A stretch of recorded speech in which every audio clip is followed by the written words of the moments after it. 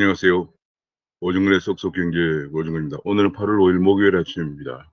목요일 아침 경제 시사회를 시작하겠습니다. 제가 준비한 자료를 보시면서 같이 말씀을 나누겠습니다.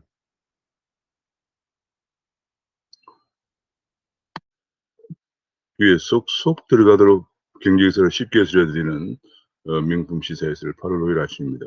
구독과 알림 설정을 부탁드립니다. 지금 델타 폭증에서 미국에서 일부 병원의 응급수술 외에는 수술을 연기하고 일본에서는 구급 이송에 차질이 발생하는 등 새로운 국면에 진입을 하고 있습니다. 그런 가운데 2, 3월에 접종한 한국에서 2, 3월에 접종한 접종자들의 약발이 떨어지면서 근데 지금 백신은 확보가 되지 않고 있는 상태에서 변이 바이러스가 유행을 하면서 고위험군의 비상이 걸리고 있다. 이런 보도가 나왔습니다.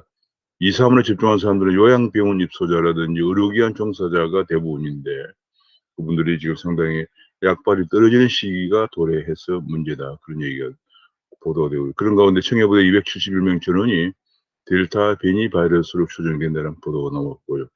정부는 내년에 쓸 화이자 모더나 5천만 회분 추가 구매를 했다는 보도가 나왔습니다. 할 예정이라고 보도했습니다. 그러나 지금 현재 백신이 부족해서 난리를 피고 있는 것처럼 과연 얼마나 확보가 될 것인지 하는 것은 불확실한 상황이다. 이렇게 전망해 볼 수 있겠습니다. 지금 이게 가장 중요한 것이 백신을 지금 제가 보기에는 지난 6월 하순부터 6월 20일경부터 지금까지 거의 접종이 제대로 안 되고 있는 상황이거든요. 그런 가운데 델타 변이 바이러스가 확산되게 되면서 위기 상황으로 가고 지금 하루에 1,000명씩 발병하고 있는 그런 확진자가 나오고 있는 그런 상황이 연이어지고 있는 상황에서 제가 보기에는 지금 이 정도면은 이런 속에서 백신 확보가 제대로 안 되고 있는 걸 보면은 문재인 정부의 백신 확보 능력에 문제가 있는 것이 아닌가 싶습니다. 이 백신 확보라는 건 지금 백신이 다 부족한 상황이기 때문에 글로벌 네트워크를 충분히 활용을 한다든지 최선을 다해야 되는데 전혀 그런 모든 걸 비밀에 붙이고 있는 협상 도입이 마무리 단계다 뭐 이런 얘기만 하고 있는 어떻게 도입하고 있는지 국민이 신뢰할 수 있는 그런 상황이 국민에게 신뢰를 주지 못하고 있는 그런 모습에 정말 안타까운 생각입니다. 지금 경제나 혹은 외교나 모든 면에서 함량 미달의 그 인사들이 자리만 차지하고 앉아서 나라를 완전히 풍비박산을 내고 있는데 심지어는 백신마저도 제대로 구하지 못하고 있는 것이 아닌가 하는 그런 걱정이 앞섭니다. 그런 가운데 셀트리온에서 mRNA 백신 플랫폼의 속도를 낸다. 차세대 백신 개발을 지금 임상 1, 2상의 물질을 공급받아서 미국의 바이오와 계약을 맺어 공급받아서 차세대 백신 독자 개발을 추진하고 있다. 이런 반가운 소식이 나왔습니다. 지금 이제 주택 부문이 계속 말씀입니다. 주택 정책 역시 경제 정책 소주성의 일자리 파괴와 마찬가지로 완전히 주택 정책은 주택 시장을 붕괴시키고 있는 수준입니다. 서울 일반 분양은 전국 공급량이 1.7%를 거치고 있다. 금년에 1, 8월 중에 그나마 일반 분양 16만 가구인데 거꾸로도 과거에 비하면 엄청나게 일반 물량도 적은 데다가 그나마 서울은 1.7%밖에 안 된다. 가장 수요가 많은 서울은 1.7%밖에 안 되고 그나마 절반 이상이 소형 평형이다. 인허가도 계속 줄여서 공급 절벽이 계속될 것이라는 우울한 전망이 계속 나오고 있습니다. 정부의 부동산 정책은 정말 이건 부동산뿐이 아니고 소주성이라든지 경제정책이고 또 외교안보 정책 모든 걸 전면 완전히 바꾸지 않으면 안 되는 그런 상황입니다. 지금 74만 가구 작년 8사 대책, 8사 대책, 2사 대책은 일단 공급 대책을 내놨지만은 결국은 공수표였다. 집값만 21% 뛰었다는 얘기가 나오고 신규 택지 확보도 제로다.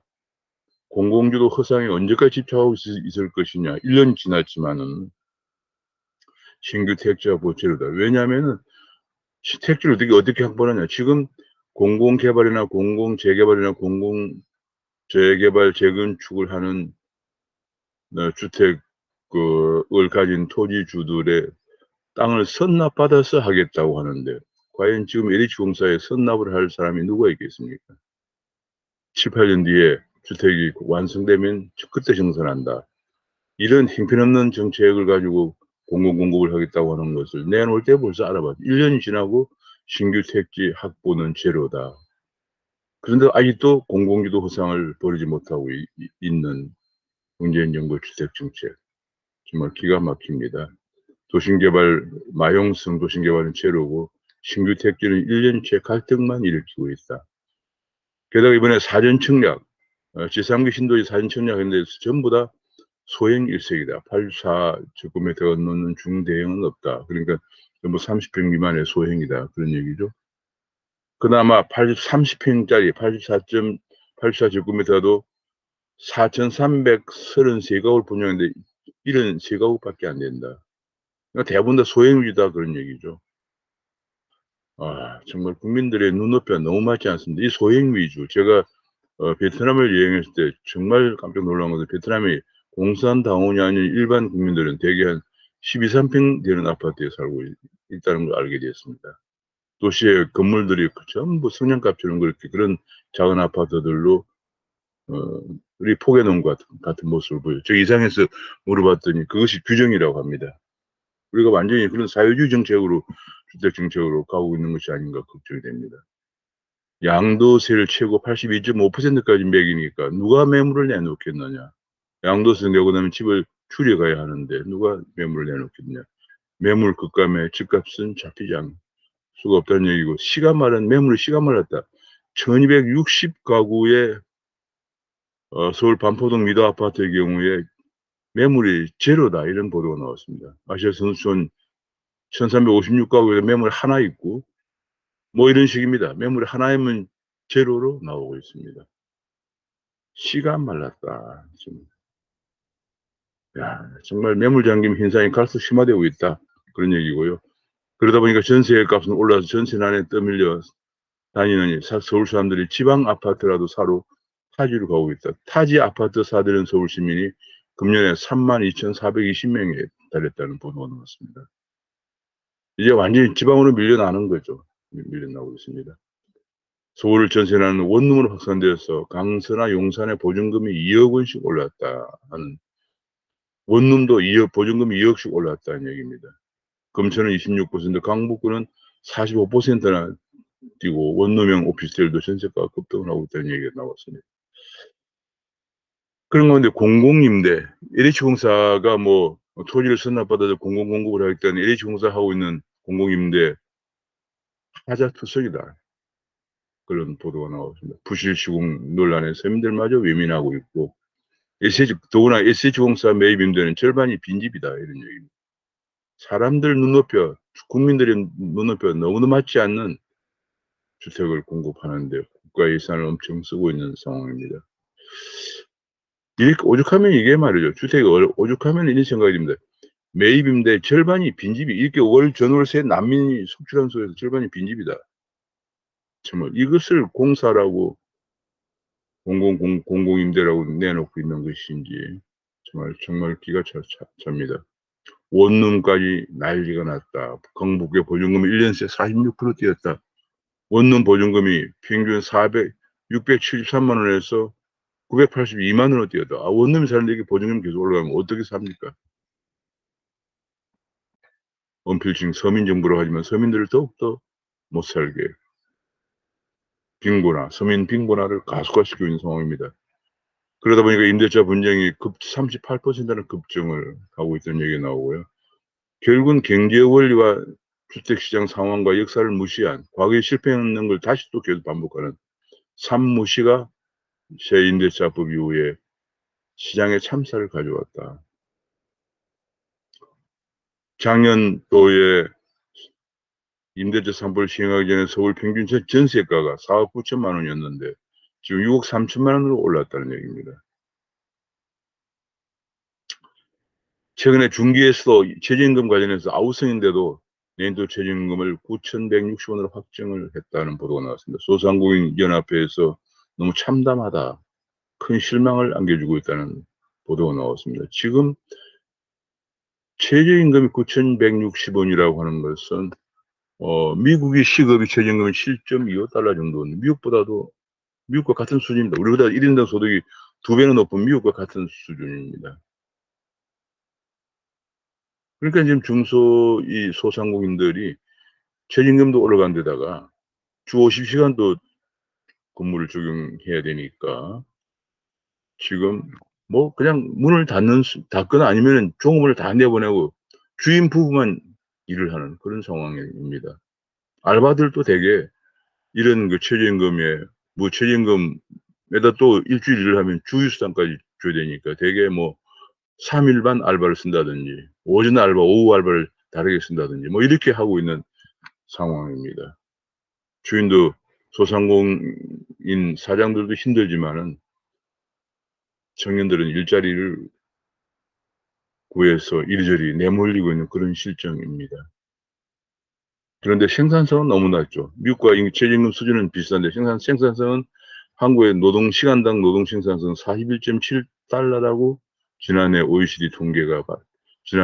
그랬다고 OECD 통계가 밝혔는데 이것은 세계 OECD 38개국 가운데 27위라고 합니다. 슬로베니아, 체코에도 뒤지고 있다. 그런 얘기입니다. 참 이게 뭐 최저임금은 높으면서 미국 수준이면서 생산성은 OECD 38개국 중에서 27위다 하는 얘기입니다. 지금 노조들의 무리한 요구 때문에 사실상 뭐 거의 근데 뭐 자동차 회사에 출근할 때 뭐 그냥 무협지 한 권 들고 들어가서 다 읽고 나온다든지 신문에도 보도가 된 사진들 보면은 컨베이어 벨트가 돌아가는 중에 모바일 폰을 켜놓고 뭐 드라마를 본다든지 이것이 우리나라의 현실입니다. 그런데도 더 파업을 계속하고 있습니다. 정말 생산성이 낮은데도 임금이 높으면 글로벌 경쟁력을 유지할 수가 없죠. 지금 물가는 계속 장보고니 물가가 치솟는데 일시적인 현상이다라는 정부는 안이한 진단을 내놓고 있습니다. 계속 한국은행 금리를 올려야 될 것인가를 지금 계속 저울질하고 있는데 추경으로 35조 가까운 돈을 풀어댑니다. 그러니 뭐 물가가 안 오를 수가 없죠. 계량값 잡는데도 특단의 가구가 필요하다는 정부. 계량값 하나 잡는데도 몇 개월째 계량값 하나 잡지 못하고 있는 상황입니다. 청년들은 계속 빚을 내야 습니다. 청년 구직자가 첫 월급 200만 원이 안 되는데 갚아야 할 대출금은 3,287만 원이라는 조사가 나왔습니다. 2030 구직자 채무 현황을 조사한 결과가 이렇게 나왔습니다. 지금 뭐 일자리가 없기 때문에 여기저기 내몰리면서 생활비 충당하느라고 대출을 많이 받고 또 심지어는 최근에 집을 사는 희망을 갖지 못하게 되면서 영끌 대출을 받아서 코인 투자를 한다든지 주식 투자를 한다든지 하느라고 대출을 많이 받고 있는 상황입니다. 지금 코인이나 주식 가격이 금리 인상을 저울질하고 있는 중앙은행들이 금리 인상을 저울질하고 있는 상황이기 때문에 거의 상투에 가까워 오고 있는데 이들이 만약에 떨어지거나 그러면은 거의 돈을 벌 확률은 청년들은 금융에 대한 정보나 지식이 많지 않기 때문에 높지 않은 상황입니다. 정말 큰 청년 파산 문제가 큰 문제가 아닐 수가 없습니다. 이번에 뭐 5대 은행 상반기에 이자 수익이 15조 원으로 뭐 사상 최대다 그런 얘기가 나왔습니다만 상당히 지금 이것이 분식된 측면도 있습니다. 첫째로 204조 원에 달하는 소상공인 대출이 원리금 상환, 원금뿐이 아니고 이자 상환까지 작년 3월 지금까지 계속 연기가 되고 있습니다. 이자까지 못 낼 정도면은 그건 거의 부실화된 것과 마찬가지인데 그래서 그걸 정상 여신으로 분류하다 보니까 대중 충당금을 쌓지 않고 있다는 얘기고요. 이익 증가 폭의 거의 40% 정도가 대중 충당금을 쌓지 않은 데 따른 이익 증가라고 합니다. 게다가 지난번에 금융당국에서 배당을 적게 하라는 그런 얘기도 했습니다. 그래서 은행 상반기 이익이 최대를 기록했지만 여전히 건전성면에서 본다면 ROA가 0.78 정도인데 외국 은행들의 ROE는 보통 1.23 정도 됩니다.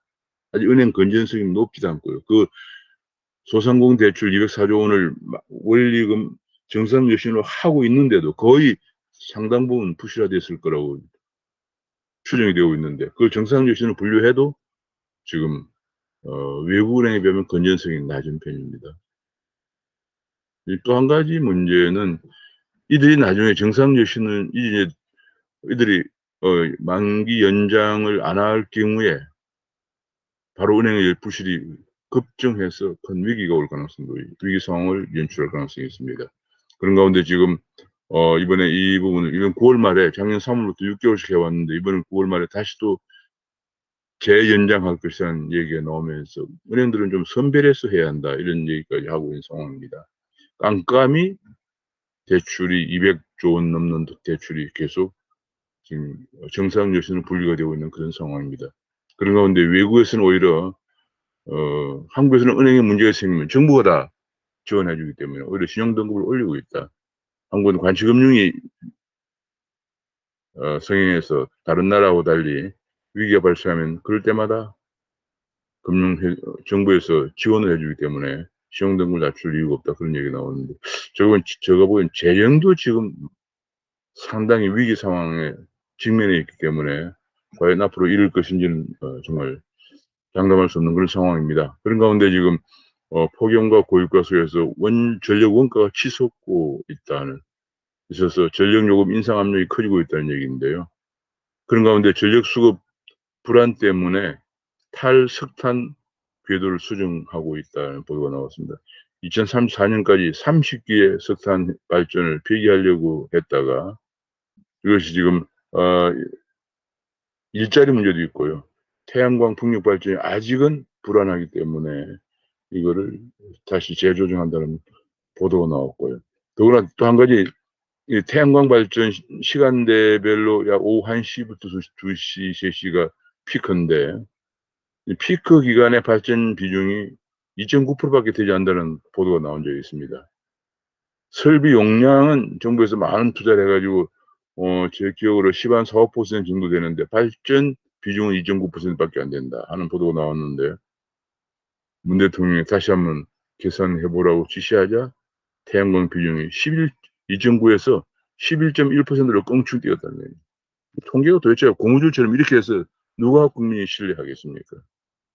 얼마 전에는 뭐 집이 고점에 다다랐다고 하더니 공급량이 충분하다고 하는데 거기에 뭐 원룸이다 뭐다 이런 걸 다 포함해가지고 했다는 또 통계 왜곡이 또 나온 적이 있습니다. 이렇게 해서 국민이 정부를 어떻게 신뢰할 수 있겠습니까? 돌봄 시간을 저녁 7시까지 연장한다고 하는데 인력을 어떻게 확충할 것인가는 대책이 없는 상황입니다. 관료와 정치 논리에 굴복하면 이런 일이 생깁니다. 집값 떨어진다고 대국민 감안화하고 온갖 뭐 임대라든지 뭐 매입 임대나 혹은 원룸 이런 거 다 포함해가지고 공급은 이렇게 늘고 있다고 한다든지, 조금 전에 본 것처럼 대통령이 한마디 하니까 곧바로 그냥 태양광 비중 2.9에서 11.1로 껑충 뛴다든지, 지금 각종 통계들이 분식되고 조작되고 있는 그런 상황이라는 걸 보여주고 있습니다. 이렇게 하면 어떻게 될까? 요리 없는 엉터리 부실 정책을 양산할 수밖에 없는 것이죠. 통계가 왜곡되니까 경제를 잘못 오도하게 되고 그건 결국은 부실 정책을 양산하게 되고 그 피해는 국민들에게 고스란히 돌아옵니다. 대부분 어려운 서민계층에 많이 돌아갑니다. 최근에 홍남기 부총리는 뭐 10전 10퇴, 뭐 최근에 또 11전 10퇴까지 얘기 나오고 있습니다. 처음에는 그렇게 하면 안 된다고 얘기했다가 결국은 굴복하고 마는, 흔히들 늘공이 어공에 어쩌다 공무원된 정치인들에게 굴복을 하면은 결국은 유례없는 엉터리 부실 정책이 양성된다는 지적이 나오고 있습니다. 올림픽이 소환한 공정, 특히 이번에 양궁에서 여자 양궁 대표 9연패 달성한 양궁의 경우에 아무런 전제 없이 실력만 가지고 뽑았다는 그런 공정한 얘기가, 기급장 떼고 기량만으로 대표를 선발하자, 이런 9연패 위협을 달성했다는 얘기가 나왔습니다. 정말 이것이 공정이 이만큼 중요한 것입니다. 지금 청년 일자리에서 지금 공정이 큰 화두가 되고 있죠. 대학 입학이나 일자리 만드는데 저도 깜짝 놀란 것이 조국 사태로 드러난 것 중 하나가 대학에 입학하는데 고등학교 학생종합부에 스펙 증명이 100개가 더 붙는 일이 생긴다는 거예요. 아니 고등학교 3년 동안 어떻게 인턴 같은 걸 100개를 더 합니까? 말도 안 되는 얘기죠. 그러니까 공부만 열심히 하는 학생들은 불리한 거죠. 뭐 심지어는 네. 아버지가 조국이 아니라서 미안해. 아버지가 추미애가 아니라서 미안해. 이런 발언도 나옵니다. 취직은 또 어떻습니까? 민노총이나 고위공직자들의 친인척들은 알바라든지 비정규직으로 들어갔다가 곧바로 정규직으로 전환합니다. 아무런 연관, 친인척이 없는, 그런 친인척이 없는 젊은 사람들은 아무리 공부해도 공공기관에 못 들어갑니다. 이런 것이 바로 공정의 문제죠. 오늘날 청년들을 분노케 하는 게 바로 이것이 최근에 드러나면서 공정의 문제가 큰 최대의 시대 화두로 대두가 되고 있는 상황입니다. 근데 이번에 여자 대표팀, 양궁 대표팀은 완전 기급장을 떼고 기량만으로 선발하다 보니까 구인별 달성했다는 얘기가 나오고 있고요. 이번 우리 배구가 선전을 하고 있는데 정말 배구는 특이한 것은 감독이 이태리 사람입니다. 외국 감독이 하는 데는 그냥 공정한 실력만 보고 뽑다 보니까 그렇지 않나는 측면도 있습니다. 공교롭게도 지금 축구팀이나 야구팀은 계속 지면서 실망을 안겨주고 있습니다. 뭐 손흥민 선수를 왜 안 데려왔냐 하니까 손흥민 선수를 아끼기 위해서 다치면 안 되니까 아끼기 위해서 안 데려왔다 이런 소리를 하고 있는 감독의 얘기가 정말 기도 안 찹니다. 공정의 문제가 이번에 올림픽을 계기로 다시 한번 생각하게 되었다는 보도가 나오고요. 그다음에 이제 지금 현재 물가가 계속 오르면서 4개월째 2% 넘는 물가가 오르면서 금리 인상 8월 금리 인상설이 솔솔 나오고 있고 심지어는 현재 0.25%인 기준금리를 0.25가 아니고 0.50%포인트 올려서 올린다. 이런 얘기까지 나오고 있습니다. 이런 경우에 지금 경기는 물가가 계속 오르니까 경기는 침체하고 그다음에 많은 부채를 갖고 있는 사람들의 원리금 상환 부담이 증가하면서 경기 침체와 기업 부실 또는 더 심할 경우 금융 부실까지 확산될 가능성, 더블 트랩에 빠질 우려가 있다는 보도가 나오고 대비를 하지 않으면 안 된다. 금리 인상의 경기 침체와 그다음에 돈을 갚지 못하는 부실 문제에 대해서 대비가 없으면 여러 큰 문제가 생긴다. 스태그플레이션 우려가 커진다는 지적이 나오고 있습니다. 금리만 올린다고 집값이 잡힐 것인가? 공급은 하시오리인데 이런 지적이 나오고 있습니다. 자, 미국에서 역시 델타 변이 영향이 제한적이다라는 의견, 그래서 테이퍼링을 조기해야 한다는 의견과 아니다, 4분기부터 급격히 경기가 둔화될 거다 이런 것이 지금 대립이 되고 있는 그런 상황입니다. 이런 가운데 지금 암호화폐 가격은 아침에 비트코인 가격이 39,654달러를 기록하고 이더리움은 2,714달러를 기록했습니다. 지금 암호화폐 가격이 다소 소폭도 올랐습니다. 계속 4만 달러 선에서 지금 유지되고 있는 그런 상황입니다. 한국에서도 좀 원래 비트코인이 4,563만 원을 기록하고 이더리움은 312만 원을 기록하고 있습니다. 지금 현재 비트코인 가격이 4,300만 원대까지 떨어졌다가 다시 4,500만 원대에 올라가고 있는 그런 모습입니다. 이더리움은 더 좀 큰 폭으로 올랐습니다. 지금 312만 원을 기록하고 있는데 거의 290만 원대까지 떨어졌다가 312만 원까지 올랐습니다. 그런 가운데 전 세계가 NFT 열풍, 전 세계가 요즘 보면 NFT와 메타버스 열풍입니다. 근데 한국은 걸음마다 그런 얘기가 지금 나오고 있습니다. NFT나 메타버스가 다 가상 코인을 좀 씁니다. 암호화폐 또는 가상자산을 쓰는데 우리는 가상자산에 관해서 암호화폐에 관해서 아직 이렇다 규정을 하고 있지 않은 상태라서 혼란이 초래되고 있습니다. 그런 가운데 거래소만 비대해지고 있다. 그래서 이번 9월 24일날 특검법을 시행을 계기로 해서 거래소가 많은 거래소 문을 닫게 되면 투자자 피해가 커질 것이라는 우려가 나오고 있습니다. 현재 약 4대 거래소의 가상화폐 거래액이 72억 달러, 전 세계가 766억 달러니까 약 10%가 좀 안 되는 그런 수준입니다. 디파이 시장도 전 세계가 120조 정도 되는데 한국은 4조 원 정도에 불과하다 그런 얘기입니다. 코인 투자자 60만 명이 9월이 두렵다는 보도가 나왔습니다. 대개 지금 현재 650만 명이 대출한 중국 투자자 포함한 거니까 한 600여만 명이 지금 코인의 투자자인데 이 중에서 한 60여만 명은 지금 우리 20일, 24일 특검법을 전해서 폐기되는 코인을 갖고 있는 사람들이 투자자들이 피해가 크게 예상된다 그런 보도가 나오고 있고요. 일단은 투자하고 있는 내가 거래하고 있는 거래소가 불어나면 현금으로 일단 먼저 인출하는 게 바람직하다는 얘기가 나왔습니다. 그런 가운데 한국은행이 지금 준비하고 있는 모의시험에 들어간 CBDC 중앙은행 디지털 커런시에 대해 삼성폰의 디지털 원화를 담는다는 삼성전자와 한원이 그런 모바일 결제 여부를 실험하게 된다는 보도가 나왔습니다.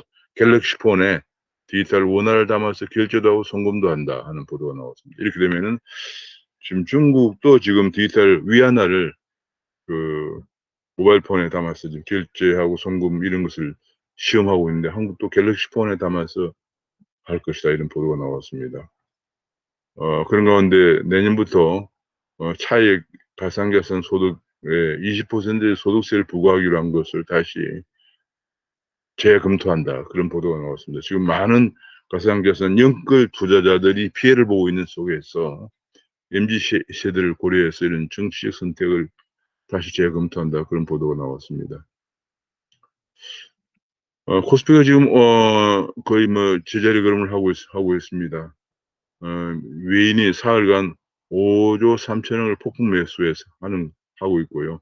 약 3,300을 코스피 3,300을 눈앞에 두고 있다. 그런 보도가 나오고 있습니다. 특히 반도체 패권 전쟁 낙수 효과로 반도체와 디스플레이 소재주가 고공비행을 하고 있다. 그런 가운데 해외 투자 100조 원 시대가 열렸다는 겁니다. 2019년 말에 50조 원이었는데 지금 이번 7월 말에 102조 원을 기록했어요. 국내 투자의 해외 투자의 100조 원 시대가 열렸다. 수학점이 보이지 않는 19개월 만에 50조가 증가했다는 겁니다. 이 대부분이 2030의 비중이 큰데요. 지금 2030들이 지금 뭐 집을 마련하기가 너무 절망에 빠지면서 코인 투자나 주식 투자에 지금 영끌 투자를 해서 돈까지 영혼을 끌어모아서 빌려서 투자하고 있는데 상당히 지금 위험한 고개를 하고 있는 듯한 그런 모습입니다. 그런 가운데 가장 비중이 큰 것이 테슬라 10조, 애플 4조 6천억을 보유하고 있다. 그런 얘기가 나왔고요.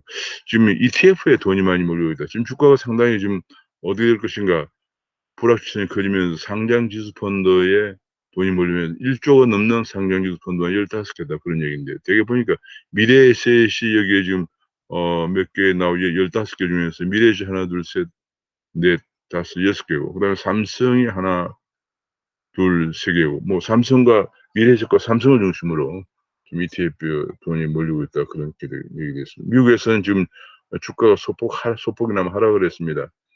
민간 일자리 증가 수가 예상치를 거의 밑돌고 GM의 실제 기대에 못 미치면서 주가가 하락하고 있다. 그런 보도가 나왔습니다. 은행은 지금 현재 200만 명이 비대면 고객이다.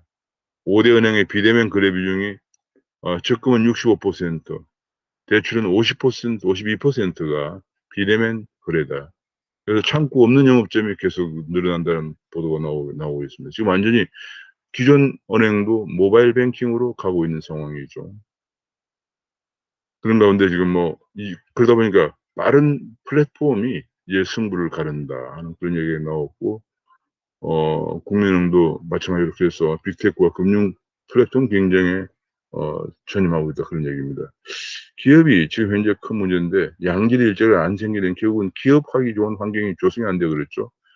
너무나 많은 규제, 친노 정책, 해고자 실업자도 노조원이 될 수 있는 친노 정책, 그다음에 각종 반기업 정책들이 기업 투자를 위축시키고 일자리를 앗아가고 있다는 주장이 김영춘 회장이 계속 강조하고 있습니다. 이렇게 되면 시대에 고집하면 글로벌 초경제에서 낙오될 수밖에 없다. 그런 가운데 반도체 우리나라를 경제가 사실상 기인하고 있는 반도체가 무너지면 국가 경제도 흔들리는데 이재용을 가석방보다는 사면이 절실하다는 주장을 하고 있습니다. 그런 가운데 구글이나 페북이 자체 칩을 만들겠다고 하는데, 그러려면은 외주를 줄 수밖에 없기 때문에 오히려 삼성 파운드리엔 기회가 될 수도 있다는 얘기가 나왔습니다. 지금 반도체 전쟁이 굉장히 가열되고 있습니다. 미국의 엔비디아가 유럽의 영국의 ARM을 인수하려고 하는데 영국이 제동을 걸고 있다는, 기술 유출을 우려해서 영국이 제동을 걸고 있다는 그런 보도가 나왔고요. 시스템 반도체 인력 육성이 안 되고 있다는 지금 계속 연이어 나오고 있습니다. 지금 인력이 40명이 넘는 평균화 정책과 혁신학교 뭐 이런 것 때문에 4차 산업혁명에 필요한 반도체 인력이나 혹은 빅데이터라든지 배터리, 뭐 블록체인 이런 고급 인력들이 양성이 안 되고 있어서 큰 문제입니다. 빨리 교육 시스템을, 100년대의 교육 시스템을 수월성 위주 교육으로 바꿔야 되는데 정부는, 문재인 정부는 거꾸로 가고 있습니다. 혁신학교만 늘리고 있는 사립학교도, 자립형 사립학교도 계속 지금 폐지하고 있고 뭐 그런 상황입니다. SK이노베이션이 앞으로 5년간 17조 원을 투자해서 배터리를 키우겠다, 그런 얘기 나왔습니다. 유럽도 지금 배터리 공장 38개 건설 중이고, 그야말로 배터리도 지금 전의 전쟁에 들어가고 있다, 그런 얘기고요. 2차 전지 소재가 전기차 시대를 타고 매출이, 영업이익이 증가하고 있다, 그런 얘기인데, 지금 양극재와 음극재, 전자에 배터리 들어간 양극재, 음극재 생산이 2021년에 약 4억 원 정도였는데 2030년에 40억 원까지 늘리겠다, 이런 보도도 나오고 있습니다. 이 2차 전지 수요가 2030년 12배, 16배가 늘 것이다. 그래서 양극재, 음극재 시장이 급성장이 예고된다는 분석이 나오고 있고요. 지금 9천억을 들여서 소부장 정책을 했는데 1,000억 정도밖에 효과를 내지 못하고 있다. 일본 의존도를 낮췄다고 하지만 소부장을 키우려면 좀 더 크게 봐야 된다. 그저 반일 정책에 매도되어서 결국은 소부장 정책을 9천억을 투입했는데 1,000억밖에 효과를 못 내고, 오히려 소부장을, 소재 부품 장비를 쓰는 산업에 부담을 주고 있다, 그런 얘기고요. 지금 뭐 박범계 법무장관이 공보관을 거치지 않은 검찰 수사 보도의 유출 경위를 내사할 수 있도록 하는 형사사건 공개 금지 규정을, 개정안을 지금 만들고 있다고 합니다. 이걸 빨리 처리하는 게 중요하다. 결과적으로 권력자의 비리를 알 권리를 방해하고 있다는 규정이 나오고 있고요. 언론 징벌법에 관해서 입법 절차도 지금 반민주적인 절차로 치닫고 있다. 여당 단독으로 강행 처리할 수 있다는 뜻을 내비치면서 처리조차도 반민주로 내비치고 있다.